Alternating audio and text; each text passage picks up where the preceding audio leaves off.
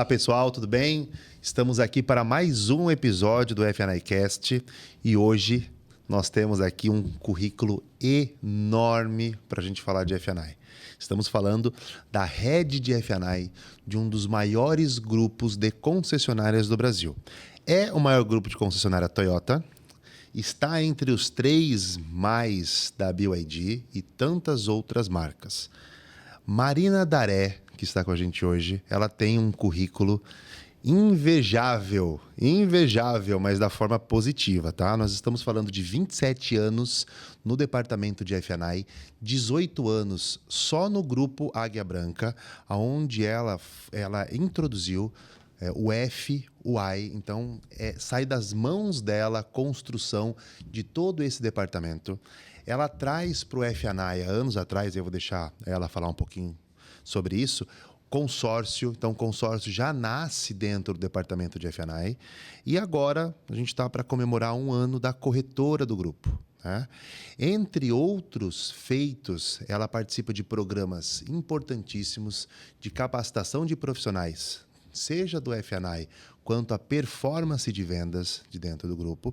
E tem outros tantos projetos que a ideia é que a gente converse hoje sobre isso. Então, Marina, é um orgulho para a F&I Brasil estar aqui com você, conversando, tendo um bate-papo, uma pessoa que representa muito bem o departamento de F&I, tá? Então a gente está bem feliz. Deu certo, ainda bem que deu certo, né? No Natal, ó, comemoração. Natal, exatamente. O nosso último F&I Cast, então a gente fecha com chave de ouro, tendo a sua ilustre presença aqui. Eu vou pedir para você se apresentar um pouquinho, né? Essa trajetória maravilhosa que você tem. E aí a gente vai batendo um papo. Tenho certeza que vai ser excelente esse episódio. Sem dúvida. Obrigada pela oportunidade. É um prazer enorme estar com vocês e fazer parte desse podcast que é tão relevante para o nosso segmento, né? Tão necessário esse setor que a gente ama, né, Dani? Muito. Que a gente tem paixão e que faz parte, né, da minha trajetória, assim também como da sua trajetória. Então, quero agradecer. É um prazer estar com você. Muito obrigado. Fala um pouquinho dessa sua trajetória. A gente está falando só de Águia Branca, 18 anos, né? Sim. Bom, eu vou fazer o seguinte, eu vou fazer diferente. Antes, eu vou falar um pouquinho dos nossos patrocinadores, né? Que isso aqui dá clique, hein, Guilherme? Trazer os patrocinadores aqui, com a Marina Daré falando aqui na mesa, isso daí realmente é presente de Natal para os patrocinadores. Tá? Subiu o voucher, boa. Bom, nosso primeiro patrocinador que está com a gente aí há muito tempo é a BS2 Seguradoras, BS2 Seguros, que tem hoje a maior arquitetura de produtos para o departamento de F&I. E quando a gente fala de departamento de F&I, a gente fala de vendas à vista, vendas financiadas e consórcio. Então, a arquitetura de produtos ela traz soluções rentáveis para qualquer uma dessas frentes. Nosso outro patrocinador aqui, que agora está de cara nova, né?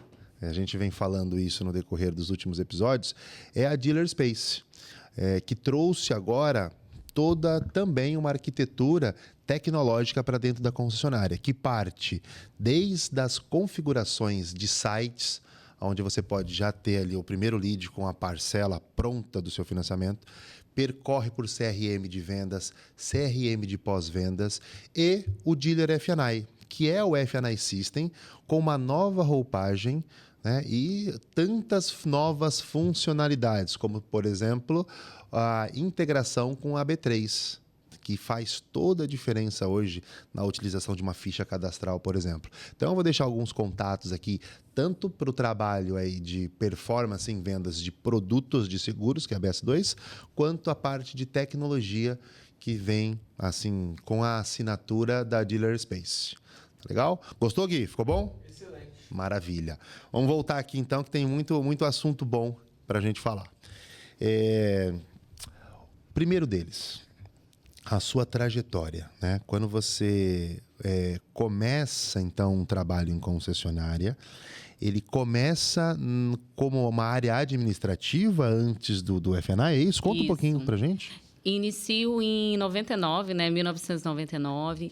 Em concessionária do ramo Volkswagen, né, da marca Volkswagen.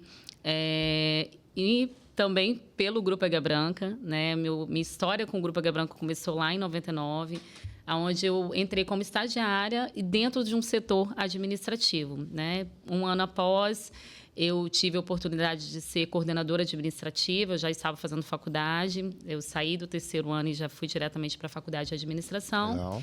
E foi uma aposta mesmo, porque eu me identifiquei ali com aquele ramo que eu estava, né? Mas, logo depois, eu recebo uma proposta dentro da própria concessionária para atuar no F&I. Então, eu tive experiência, né, na marca Volkswagen, depois eu fui convidada para implantar o F&I na Fiat, e depois, né, em uma concessionária Fiat daqui, da região, que também tem um grupo de concessionárias. E depois eu volto de novo para a Volkswagen para fazer um upgrade lá no setor, com as estratégias que a gente já estava implantando, né, onde eu estava. E depois eu venho realmente aí, volto para o grupo, na marca Toyota, né? O grupo tinha a marca, até então, né, apenas a marca Toyota, com apenas 5 concessionárias. Nossa. E exército hoje. A equipe de F&I, eu mesma. Então, eu tive que contratar ali todo mundo, fazer todas as contratações, implantar todos os processos, né, desenhar fluxos de venda. O F&I foi um grande parceiro, né? Faz parte aí da minha trajetória. Daniel se orgulha muito disso, ele fala. Ele foi um grande parceiro. Ele, né, outros instrutores da F&I Brasil me apoiaram na formação de pessoas, né, na formação de equipes. E isso foi essencial também, né, para a minha carreira. Ampliou muito a minha visão, né, do F, não somente como uma estratégia de processos, né, de um apoio mais operacional. Acho que naquela época era muito comum, né, não tinha tantos setores de F&I implantados, mas a maioria trabalhava com um formato mais burocrático, né, do setor. Exato. E aí, eu acho que a grande sacada e o grande diferencial foi essa minha visão, né, que também o F&I Brasil colaborou muito para ampliar essa visão do F&I no modelo americanizado, né, que é onde nasce o F&I, né? E ali eu visualizei, né, que não bastava para que o F&I, né, tivesse grandes performances, destaque, representatividade, ele tinha que sair do convencional, né? E ele tinha que realmente ir para um espaço comercial, de atuação com o cliente, né, olho a olho com o cliente, transformando a experiência do cliente de forma relevante, né, entregando com excelência, com paixão. E nesse contexto, eu fui implantando o F&I. Que legal. Quando eu acho que é importante a gente falar disso, a gente bate numa tecla do F&I ser comercial. Então, nós estamos falando que há 18 anos atrás, quando a Marina estava implantando o F&I, ela já estava com uma visão comercial. Eu vou falar um pouquinho dos números de agora, né? Porque a gente olha muito para o agora, as pessoas querem chegar no agora, mas não querem fazer a caminhada. Eu falo que a caminhada ela é mais importante do que o ponto final. É o processo, né? Processo. Tem um amigo que transforma, né? Total. Tem um amigo que fala assim que hoje a internet mostra que as pessoas podem chegar no Everest, mas elas não mostram o caminho. Você não consegue chegar no Everest de avião, não consegue chegar lá de helicóptero, você tem que atravessar o caminho. Você fez isso muito bem, né? Então, hoje, nós estamos falando de um grupo que está com 121 lojas, 61 mil carros faturados em 2025, 110 milhões de faturamento no F&I como um todo, o F&I comercial hoje, esses números maravilhosos. Mas a construção, ela começou já com uma mentalidade do F&I sendo comercial, né? Então, quando você vai para dentro de uma operação e implanta um F&I, que tem 180 profissionais. Tem uma foto de um treinamento que nós fizemos, que tem toda a sua equipe atrás ali, né? E o pessoal até se assusta quando a gente fala assim, isso aqui é equipe de F&I. E hoje é o maior grupo de F&I do Brasil, 180 profissionais. Fala um pouquinho desse começo. Então, a sua mentalidade, você entra no grupo já com a mentalidade de que o F&I precisa beber água né, do modelo americano, ser comercial. Isso foi fácil? Isso não foi difícil? Você tinha carta branca? Você teve que provar muita coisa? Conta um pouquinho pra gente. Um podcast só não seria suficiente, mas foram muitas provas, né, muitas provações também. E, de fato, é um processo que você precisa, todos os dias, buscar por ele, né, se entregar, né, fazer o seu melhor. Tive muitas resistências, né, principalmente da equipe. Então, quando eu entro um mercado de luxo, né, um mercado premium, vinha de mercados, né, de carros populares. Então, já existia assim, um preconceito de que lá, né, você conseguia, mas aqui é diferente. Né? E um preconceito... não somente, né, da equipe de vendas, mas até de alguns líderes, né, até mesmo de alguns gestores de vendas que não acreditavam, não acreditavam que o F&I era possível neste mercado, neste contexto, né, por todo o padrão do cliente.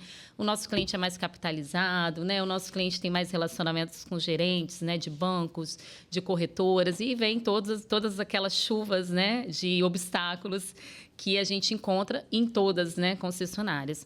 Mas a grande chave é você ser realmente protagonista da sua história, né? Isso. Então, quando você confia, quando você acredita, você tem propriedade daquilo que você faz e você se empenha com paixão, né? Entrega com excelência, o resultado vai vir. Mas não é de uma hora para outra, como você falou, né, Dani? Não é fácil. Às vezes as pessoas só olham ali, né, o podcast, aonde chegou os 180 colaboradores, os 110, mas eu falo que eu tive o privilégio, né, de fazer parte dos 10 mil, dos meus primeiros 10 mil de faturamento, até hoje os 110 milhões de faturamentos. Então, foi uma construção, né, de formiguinha, né?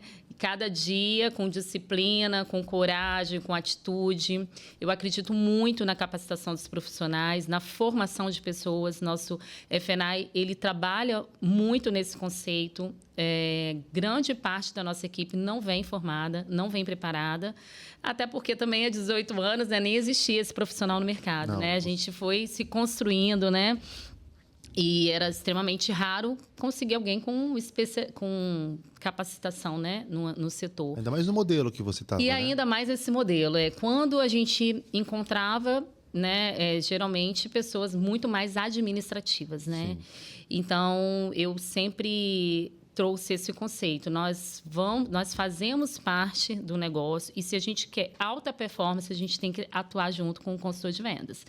E muito também, Dani, o conceito de parceria. Né? O F&I sozinho, ele não prospera, né? E o consultor sozinho, ele também não prospera. Então, o setor de F&I dentro do grupo, a gente sempre atuou com parceria, com a equipe de vendas, com o gestor de vendas, né? Atualmente, eu sou head, né? Head de estratégias e negócios, por não me limitar ao setor de F&I, né? Por construir programas, como você citou, acho que depois a gente pode entrar um pouquinho mais neles. Vamos. Mas por construir programas que visam alta performance, que visam capacitar as pessoas para essa alta performance, recuperá-los também e fazer parte, né? Ser atuante dentro deste processo de vendas. Eu acredito muito que quando o preparo encontra a boa vontade, encontra a paixão, o resultado não pode ser diferente do que o de superação. Exato. E é uma operação de muito sucesso. Né? Ainda mais quando a gente fala de liderar 180 profissionais. Então, hoje você, como head dessa operação, você tem quantos líderes? Como é que é dividido os seus líderes e depois os seus consultores? Sim. Atualmente, eu tenho 3 gestores abaixo, né, liderados, que são... que um é gerente de consórcio, a Aline, né, que você conhece bem, é a gerente de F&I, a que está mais tempo comigo e que suportava toda essa operação junto comigo. E aí, depois, trouxemos o Eduardo, que é o gerente de consórcio, e a Juliana, que é a gerente da corretora. Mas lá no início não tinha, né? No começo você era eu mesma para cuidar, né? E gerenciar. Logo depois a gente conseguiu também uma supervisão e fomos construindo toda essa estrutura. Abaixo desses gestores, né? Por produtos, né, vamos dizer assim, temos supervisões, né? Então, hoje nós temos supervisão regional de F&I, então, e por marca, né? Então, eu posso ter dentro de Minas 2 supervisores, né? Um que vai estar cuidando de BYD, um que está cuidando de Toyota. No Espírito Santo, eu tenho 3 supervisores, porque aqui eu também tenho a marca Jeep, então eu tenho um para Jeep, um para BYD e um para Toyota. E, né, temos Brasília, temos em Goiânia. Então, vocês estão separados por quais regiões? Espírito Santo, Minas, Brasília e Goiânia. Tá. Ainda no Rio de Janeiro, não? Temos em Petrópolis. Tá. Mas bom. aí o próprio supervisor do Espírito Santo cuida, que é da Jeep, então é um volume de concessionárias menores, ele consegue absorver, mesmo não sendo do mesmo estado. E quais as bandeiras? Jeep, Toyota, Mercedes e BYD. BYD, com... E Lexus também. Lexus também. Que estava dentro de Toyota, né? E depois tomou mais essa autonomia, né? Mais independência. Então, hoje nós temos lojas... vitrines, né, que são especiais para esse segmento que tem crescido a cada ano. Muito, muito. Quando nós falamos, né, e você falou muito bem sobre isso, que é a parte do treinamento, capacitação, acompanhamento. E hoje você, dentro de alguns programas internos, você também faz a capacitação de profissionais de outros departamentos. Sim, de vendas, né? Setor de vendas. Você acredita que além da capacitação, que ela tem que ser contínua, você está integrada dentro desses programas, ajuda na sinergia entre os departamentos? Ou não? Você acha que assim, a estrutura está muito bem definida e mesmo se você não estivesse fazendo parte disso, o processo já está muito bem construído e o sucesso seria padrão? Para mim faz toda a diferença estar inserida. Para mim é um dos segredos, né? Não dá para revelar todos. Boa. Mas, sim, é uma estratégia. Acho que minha função não é à toa, rede de estratégia. Eu sempre fui muito estratégia nas minhas ações. E em tudo que eu faço, eu sempre penso muito em o que vai agregar, né? O que vale a pena a minha energia, o que vale a pena o meu foco. Tudo que a gente foca, expande. E essa é uma verdade absoluta, né? Tudo que a gente coloca, o olhar que a gente foca, expande. Atuar na gestão, né, e em programas que valorize aqueles que se destacam e tenta recuperar aqueles que estão com baixa performance é extremamente relevante para o setor de F&I, porque dentro dessas performances, quando a gente cria esse programa, a gente cria para quê? Para tirar aquele conceito tradicional de concessionária, onde quem é o destaque? É o vendedor de alto volume de vendas. Sim. Então, antes, né, se você chegasse no nosso grupo mesmo, a gente teria os nomes, né? Olha, na loja X é fulano, na loja Y é ciclano. E por que eles deram destaque? Pelo volume de vendas. Vende 30 carros, vende 20, vende 25, de acordo com a realidade ali daquele mercado. Hoje não é mais assim, né? Se um consultor de vendas vende um volume de carros grande e não tem um bom aproveitamento nos agregados, ele é um vendedor de média performance. Ele só não vai ser o baixa porque o volume de carros vai equilibrar ali para ele ficar na média. Sim. Mas ele não vai ser um vendedor de alta performance, porque dentro desses programas que a gente criou para prestigiar e para trazer relevância para o F&I e justamente equilibrar esses pesos. Então, vou dar um exemplo dentro do contexto de performance, que a gente criou uma ferramenta chamada Performance, onde cada indicador que o vendedor tem que entregar tem um peso. Veículos é 25% de peso, F&I é 25% de peso. Então, o mesmo peso que tem o veículo tem o F&I.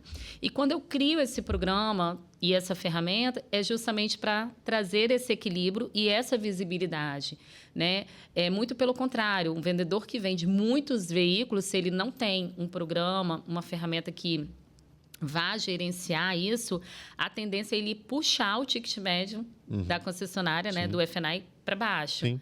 Porque ele vai priorizar o volume, não a qualidade. Né? Então, estar inserida nesses programas, né, com os meus pares, em todas as reuniões estratégicas, foi fundamental para chegar aonde a gente chegou, porque não temos hoje esse conceito. É o F&I, né? O F&I faz parte do resultado do gestor de vendas. A gente também criou políticas que tenha esse contexto também, para que o gestor da loja também seja avaliado pelo resultado de F&I, para que não tenha esses mundos separados, né? Essas caixinhas. Sim. Aqui é o vendas, aqui é o F&I, né? Aqui é o setor de seminovos. Então, dentro dessa ferramenta, estão todos os indicadores importantes que o consultor precisa entregar. E isso não é à toa, não é que existe um achômetro para um cálculo desse. Não. Quando você fala de 25%, é o que realmente a gente consegue chegar. O F&I, ele consegue entregar metade ali da receita da venda do carro. É como se eu ganhasse num carro R$10.000, 5 mil vem de margem, 5 mil vem de F&I. Então dá para ser feito nesse formato. Por isso que essas bases, né, elas são iguais. Isso é estudo. Né? O estudo que vocês devem ter feito para chegar aí vai muito em encontro do que a gente fala o tempo todo sobre a importância do departamento. E conta um pouquinho desses programas. Quais são esses programas internos que você participa, que você ajudou, inclusive, a criar, né? Sim. Um é a Universidade da Boa Performance, né? Então, todo novo consultor de vendas, ele passa por essa universidade, onde todos esses indicadores que estão na ferramenta que eu citei, a ferramenta de performance, serão ministrados treinamentos por especialistas, né? Então, gestores da área, o head ou gerente, né, específico da área, né, daquele indicador. E ele passa por por todos esses treinamentos, mostrando para ele a forma de fazer, né, de que forma que ele faz uma abordagem assertiva, conteúdo técnico, benefícios, né, de cada produto e serviço, e os consultores de baixa performance. Então, nós temos um monitoramento mensal. Consultor com 4 meses de baixa performance, nós temos as performances A, B, C e D, né? Então, o que a gente considera como baixa? O C e o D, que são performances de 50% abaixo, né? Então, no total da classificação desses consultores, eles realizam de 50% abaixo da proposta da performance, né? Então, a gente considera como baixa performance e eles são convocados junto. Nós fizemos essa parceria com o RH, então vem uma convocação do RH também para ser estratégico, e não ficar algo que vem do F&I, né? Mas sim algo de um setor de recursos humanos da empresa. E o consultor é convocado para essa universidade e ele passa por todo aquele treinamento que ele teve lá no início. O nosso objetivo é não ter recorrentes dentro do mesmo ano, né? Porque se você falar em recorrente e a nossa apuração é de 4 em 4 meses, significa que 8 meses esse colaborador ficou com baixa performance. E essa estratégia também é uma estratégia que traz um diferencial muito grande, porque ela tira do gestor da loja essa decisão, né? Então, tem mais alguém para tomar essa decisão junto com ele e para sinalizar essa performance. Isso é muito estratégico porque, em concessionária, tem ainda esse prestígio, né, do consultor somente de volume de carros. Sim. Então, quando a gente traz para um programa que tem uma convocação de baixa performance, que tem uma recuperação, porque a gente acredita muito nisso, acho que não basta só você medir, você tem que dar, né, ferramentas, você tem que... E não existe ferramenta melhor do que o treinamento, do que a capacitação. Sim. E se não houve recuperação, a gente precisa ali de um plano de ação e de uma ação rápida, porque talvez o próprio colaborador não está feliz também, né? Ele não está satisfeito, ele não é o lugar dele ali. Então, acho que numa relação, né, de trabalho tem que ser, eu falo que é uma via de mão dupla, né? Onde está sendo satisfatório para ambas as partes, né?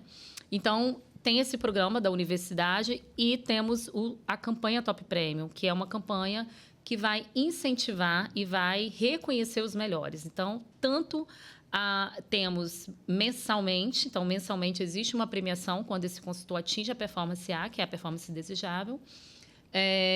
No semestre, a gente faz no primeiro semestre, a gente fala que é um pit stop para a gente já reconhecer quem naquela corrida do ano já está em destaque, né? Então, são pessoas que têm muitas chances, né, de ser os premiados. Então, a gente gera aquele momento de reconhecimento, de motivação, de incentivo, né, de valorização desses colaboradores. E no ano a gente faz uma viagem, e essa viagem é com um acompanhante. Olha que legal. Que legal. E aí eles podem levar um acompanhante, e é uma experiência assim maravilhosa. A gente já foi em vários lugares, né? O próximo ano agora a gente vai para Foz do Iguaçu. E a gente agrega a família, porque a família faz parte das nossas conquistas, né? Sem dúvida. E então é muito interessante ouvir o relato, né? O quanto eles também se sentem valorizados, né? O quanto eles se sentem importantes. E o quanto eles nos ajudam também a partir dessa viagem, porque depois eles não querem fazer... A cobrança fica dentro de casa. Exatamente, porque eles falam, não, já falei com meu esposo, né, que não pode faltar, eu estou cobrando a performance dele. Falei, ótimo, então tem essa parceria também com a família. Sim. Então é muito gostoso viver, né, essas experiências, ver o brilho nos olhos, o quanto que eles ficam motivados, né? Porque você ter as conquistas e ter essa parte de reconhecimento dentro da empresa, ela é muito boa, mas quando você consegue externar isso, né, mostrar para a família o quanto você é importante na construção de resultados, quanto aquela empresa te valoriza e quanto valeu a pena todo o esforço, porque é um esforço, né? É dedicação. O bom profissional, ele leva para casa, sim, algum tempo de estudo. Por mais que ele não leve o trabalho em si, ele precisa se dedicar em estudar. Sim. Então, a família está acompanhando isso. Então, quando vocês fazem um programa desse, onde a família ela é agregada dentro de uma viagem tão importante como essa, eu imagino o quanto eles se motivam para o próximo ano. Sim. Né? Isso é muito, muito legal mesmo. Pontaço positivo aí também para esses programas. Viu? Muito bacana. Seguindo a linha, então, de construção de F&I, a importância de capacitação, programas de incentivo, quando que entrou aí o projeto consórcio para dentro do grupo? Então, tem 13 anos, eu falo que os meus filhos, eles têm histórias semelhantes, né? Quando eu tive eu tive um filho também internamente. Então, eu fui mãe 2 vezes, né? Porque o meu filho tem 18 anos e é o tempo que eu tenho de Curumá, né? De Grupo Águia Branca. Quando eu estava de licença maternidade, fui convidada, né? Então, eu volto de licença só para me desligar da outra empresa e vou para Curumá. Então, esse foi meu primeiro filho, né? Tanto profissionalmente, né? No que representa ali da minha carreira, né? Foi um grande passo, foi uma grande aposta. E, né, na minha vida aí materna, né, meu primeiro filho, Matheus, foi um presente, assim, gigantesco. E aí, depois de 5 anos, eles têm uma diferença de 5 anos, vem a Isabela, minha filha, e quando eu estava grávida dela, a gente foi procurado por uma administradora de consórcio, passando todo o processo, e o diretor, quando viu, falou, isso daqui tem que ser com a Marina, né? Então, esse, né, consórcio tem que entrar no F&I. Quando não existia no Brasil consórcio dentro do F&I, sempre foi uma parceria diretamente com a equipe de vendas, né? E eu falei, ok, vamos lá, vamos assumir mais esse desafio. E é lógico que foi um grande desafio, existiam muitos preconceitos também, como que o F&I, que vende financiamento, vai falar de consórcio, porque são produtos concorrentes. Marca prêmio. Marca prêmio. Esse cliente, né, não precisa de consórcio para comprar o nosso carro. Enfim, vem mais uma enxurrada de obstáculos. Mas, mais uma vez, a gente vence, né, com muito trabalho, com muito treinamento. A gente treinou bastante a equipe, treinou objeção, conheceu sobre o produto. Eu passei a ser uma compradora também de consórcio, nada melhor, né, do que a gente adquirir, né, ter propriedade para falar. E o consórcio tem uma outra estratégia, né, de planejamento, de alavancagem patrimonial, de planejamento mesmo, diferente do financiamento, que é o imediatista, né, que aquela compra ali que você precisa daquele recurso, não concorre, né? Um cliente que faz uma compra à vista, que faz o financiamento, pode estar tendo um consórcio de imóveis, por exemplo, que não tem, né, relação com o veículo, ou pode comprar também outros para se programar até, né? Exatamente. A troca do carro, ele já tem uma carga. A gente não pode pensar com o bolso do cliente, né? Isso é algo que a gente, todos os dias, a gente tem que trazer a equipe para esse foco, né? Não pensar e não subestimar a capacidade financeira do cliente, né? Então, a gente traz o consórcio, então tem 13 anos, que é a idade da minha filha Isabela, e também foi, né, mais um produto aí bem sucedido. Hoje a gente chegamos neste ano, em um mês, a faturar mais de 30 milhões de vendas de consórcio. E também é um motivo de muito orgulho, né, por todo esse crescimento, ao ponto da gente precisar trazer um gestor, né, para me apoiar, né, nessa gestão, viajar, fazer os eventos de consórcio.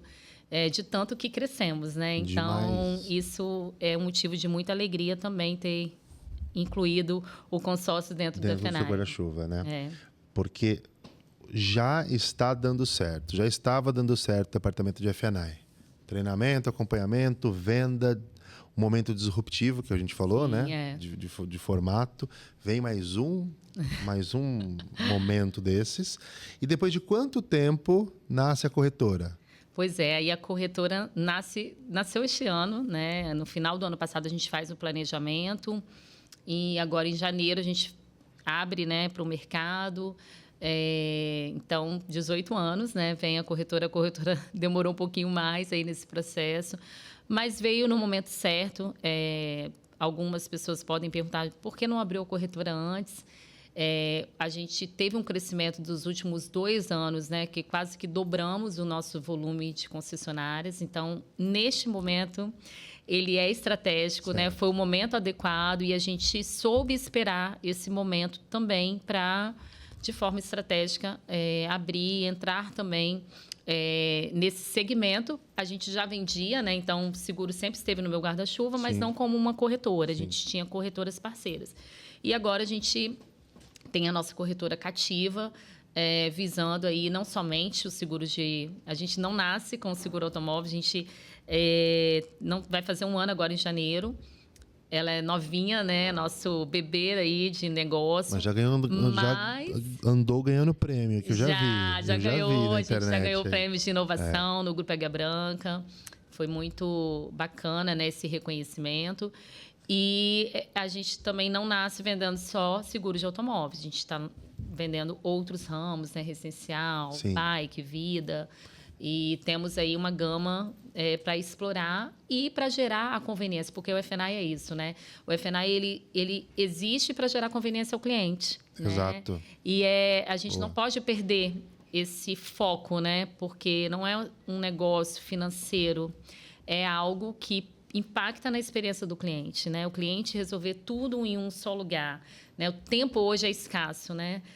Cada vez a gente tem menos tempo. Então, se você vai em um lugar que pode te atender em vários aspectos dentro dos produtos e serviços que você possui, você já sai como um diferencial. E um lugar com toda a credibilidade da marca, né? Isso. A gente está falando que dentro dessa conversa aqui, a gente não pode deixar de falar da marca Águia Branca, que ela é uma marca muito convencional e respeitada. Sim. Então, o que você falou é ter uma oportunidade muito grande de fazer outros negócios. Então, pelo que eu entendo, a corretora ela não nasce para os negócios internos da concessionária.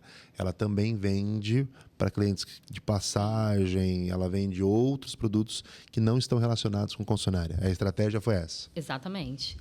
Até mesmo dentro do grupo, né? O grupo consome muitos seguros, né? Então, a gente tem uma oportunidade dentro do grupo que tem logística, que tem viação, né, transporte, Sim. também, né, de realizar todas essas vendas. Então, a gente tem maturidade hoje para fazer isso.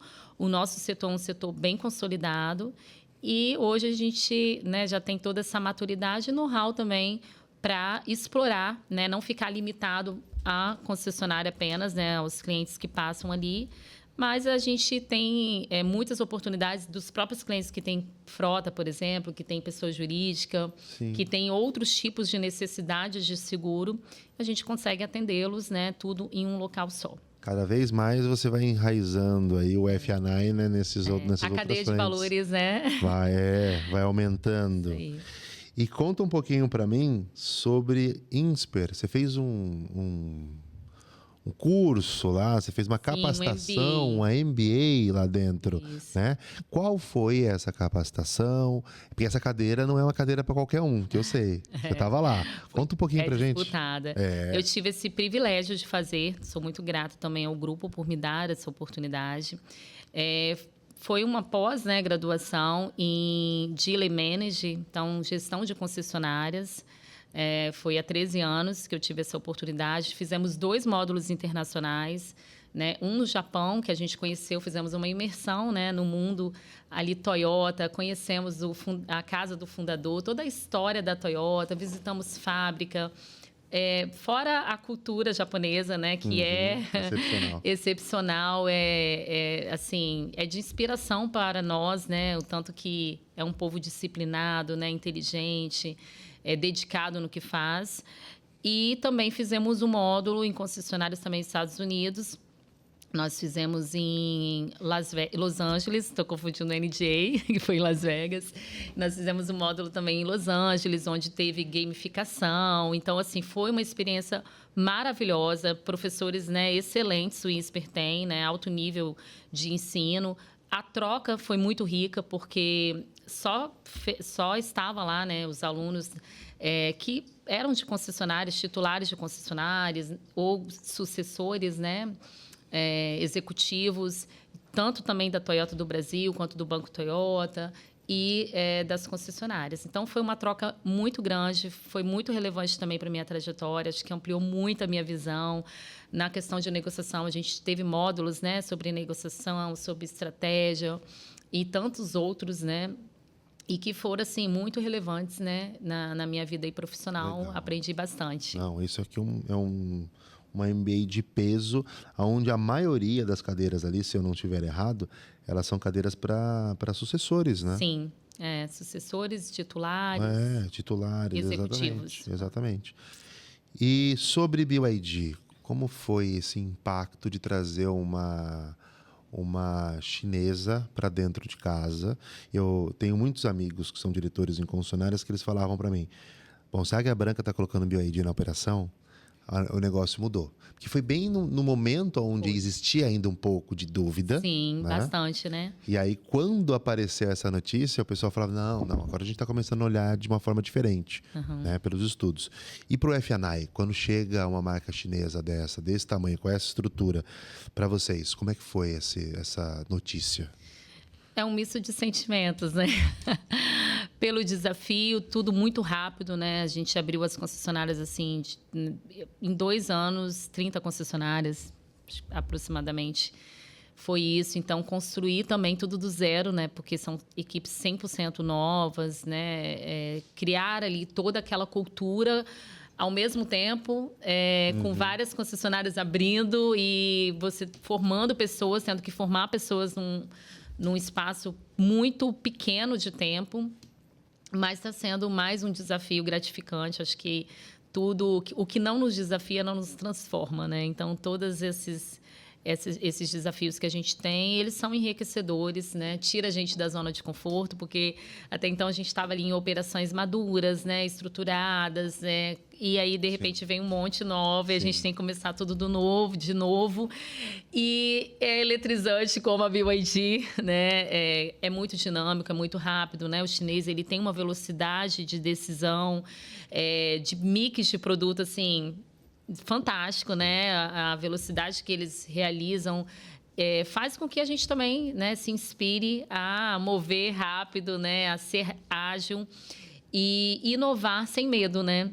Exato. É isso que eu ia te perguntar. Porque quando a gente fala de uma marca consolidada como a Toyota, qualquer movimento radical é como se fosse um movimento de um transatlântico, né? Com muito mais calma, certezas, o sucesso que ela tem hoje é fruto disso.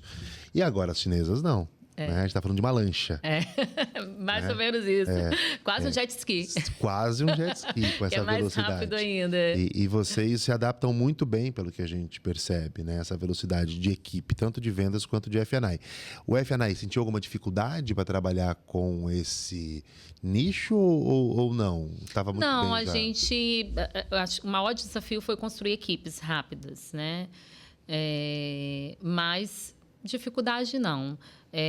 Tem esse dinamismo, né, que é uma velocidade bem maior, como falei, mas a gente, por já ter um setor muito estruturado, a gente traz esse modelo e tenta ao máximo implantar. Lógico que tem as particularidades de marcas, né, de políticas, mas a gente se adapta ali bem e a gente tem alcançado resultados também fantásticos, né? Chegando aí bem próximos das concessionárias que a gente já tem. Então, toda essa dinâmica que nós temos hoje de uma estrutura de F&I também central, a gente tem uma central de F&I, onde a gente tem profissionais que atendem todas as marcas, que já estão um tempo relevante conosco, mais os gestores, né, também por produtos e serviços, faz com que a gente ganhe essa velocidade de implantação, né, e consegue superar aí esses obstáculos, né, da velocidade. Então, a gente está sendo bem sucedido. O início foi, com certeza, né, mais desafiador, mas hoje a gente já consegue ver essas operações com resultados assim excelentes, entregas excelentes e já caminhando para uma maturidade também da operação. Quanto tempo de BYD? Nós temos uns 3 anos. Legal. BYD. Uma curva entre de a primeira, aproximadamente importante. 3 anos. Agora, tem algum segredo comercial aí de quantas concessionárias a gente abre o ano que vem? Então, esse segredo está bem guardado. Tá, né? Mas o grupo, agora ele vai completar 80 anos, né? A gente teve um fórum estratégico já em homenagem aos 80, que já está chegando perto. Vai ser no próximo ano. E a intenção do grupo, né, é crescer mesmo. Ele tem apetite para isso, tem profissionalismo, tem credibilidade, sim, como você falou. E com certeza deve ter mais no forno aí. Com certeza tem marcas novas chegando também, né? Chegando no Brasil. Normalmente eles procuram esses grupos que são sólidos, sim, porque a raiz ela fica mais forte. Bom, por incrível que pareça, passou voando. Agora que eu fui olhar ali o tempo, quando o bate-papo tá bom, ele flui. Antes, eu vou estrear aqui o nosso novo presente, versão 2026 de F&I Cast, né, Gui? Tá mudando aí um novo modelo. Esse é um presente nosso para que você lembre desse dia que foi pra gente muito especial. E espero que tenhamos outras oportunidades. Amei. Não é? Ficou bem legal. Gente, tem foto e tudo mais, ó. Ficou com a carinha da Aré. Já aproveito também para agradecer as idas para a NDA com a gente, né? Esse próximo ano você não estará conosco, mas tem uma representante de peso para ir. De peso. A altura, mais do que a altura. Que ela é bem alta. Viaja pouco, né? Aline, estamos esperando você aqui, hein, Aline, para fazer um episódio com você. Na viagem agora para a NDA, eu tento convencer ela. Sim. Ela vai fazer, porque ela já vai voltar cheia de novidade, né? Cheia de conteúdo. Exato. Vai ser ótimo. Então, agradeço. Parabéns pelo currículo, pela trajetória, né? Espero que você saiba disso, mas você é muito importante para esse movimento de F&I, não só para o Grupo Águia Branca, mas para o F&I como um todo, referência. E quando vem, a gente fala muito, quando vem as responsabilidades, superpoderes, vem muitas responsabilidades juntos, sim, né? De manter tudo isso que você faz. Você hoje, as pessoas se inspiram muito em você. E a ideia desse episódio é trazer um pouquinho mais do que a Marina fez nessa trajetória, para as pessoas olharem e falarem, olha, o F&I é tudo isso e dá para chegar lá também, né? Batalhando. Então, agradeço demais esse tempo que você dispôs para a gente. Obrigada. O F&I Brasil tem o meu carinho, né? Como eu falei, faz parte aí desse início, né? Dessa trajetória. E a todos os profissionais, né, de F&I, desejo muito sucesso, sejam protagonista, né, tenha brilho no olhar, né, tente superar os obstáculos com muita inteligência emocional. Não deu tempo para a gente falar, mas se eu pudesse deixar aqui um conselho, né, para os profissionais de FNAI, principalmente os que estão entrando, porque os outros eles já vão sendo moldados, né? Mas é muito importante fazer leituras, consumir conteúdo sobre inteligência emocional. Acho que esse é um grande desafio na nossa área, porque a gente lida com muitos papéis, né, com muitos profissionais, né, tem a pressão de vendas, tem a pressão do gerente, da aprovação da ficha, do atendimento ao cliente, da entrega dos resultados. Então, é muito importante essa inteligência emocional. E agradeço a você, agradeço a Deus, porque até aqui Ele me ajudou. E a minha família também, que é um presente, né? Meu esposo, que é um super parceiro, que me ajudou em toda essa trajetória. E os meus filhos, que são minha inspiração diária, né? Que bom, que bom. Obrigado mesmo. Eu finalizo também com esse tema que você falou da inteligência. Eu acho que você foi muito feliz nisso. Precisa ter inteligência emocional, porque há muita gente cobrando, né? Muita gente ali esperando o resultado. Não é só uma cobrança simples, é uma, né? Resultado do banco precisando, o chefe querendo, vendedor precisando daquilo para bater meta muitas vezes. É muito gostoso trabalhar na FNAI. Eu falo que é muito gostoso, mas não é uma tarefa fácil, não é para qualquer um, não. Não é? É para guerreiros. É para guerreiros. É para guerreiros. Pessoal, espero que vocês tenham gostado. Nós gostamos demais de fazer esse episódio. Já fica um convite para um próximo. Vamos fazer. Vamos fazer. A gente pode, de repente, trazer alguém da equipe, compor, mas é sempre bom estar com você. Muito obrigada. Legal? Obrigado. Até mais, gente. Tchau, tchau.